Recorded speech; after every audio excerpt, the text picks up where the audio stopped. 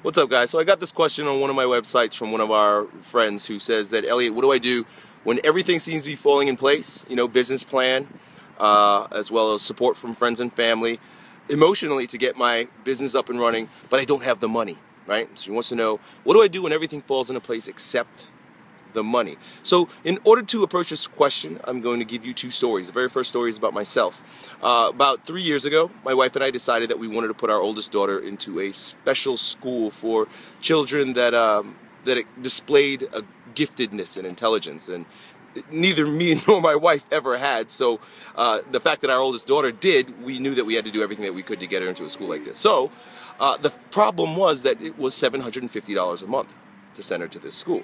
You know, public school's free, except for our tax money, obviously. But $750 a month was something I did not have, although we wanted to make this happen. And a spot opened up in this school. Very difficult to get in.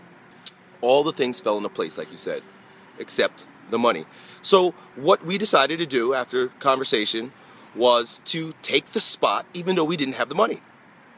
I knew that if we just committed mentally and emotionally to this situation, the money will be there. I knew this intuitively. I can't tell you exactly how on paper that may have happened, but she's been in the school for going on 3 years, and we haven't missed a single payment.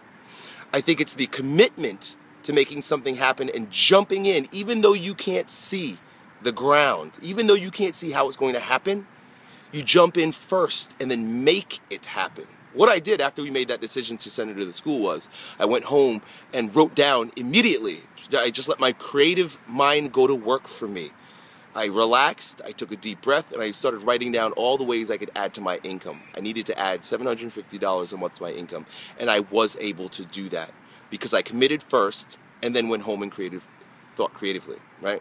Sounds like magic, right? Like woo-woo bullshit. I'm just telling you what I did. Another story is I watched a program this weekend called The Men Who Built America. One of the stories was about Rockefeller, John D. Rockefeller. Rockefeller was a budding entrepreneur, broke, had a dream, wanted to produce oil. He had oil refineries. He wanted to produce lots of oil, and he needed a way to transport it. Well, he went to Vanderbilt at the time and said, hey, look, I know you've got these trains that would help me transport a lot of this oil to your city, New York City. You know, he was in Ohio. And Vanderbilt said, look, this is a very lucrative deal that a lot of people want. Why should I give you my trains in order to ship your oil, bring your oil to New York City? You know, you're a young kid, your business is very unestablished, and quite frankly, I don't think you could do it. And Rockefeller looks him in his face and says, because I can fill all your trains with my oil. Now that was a bold lie.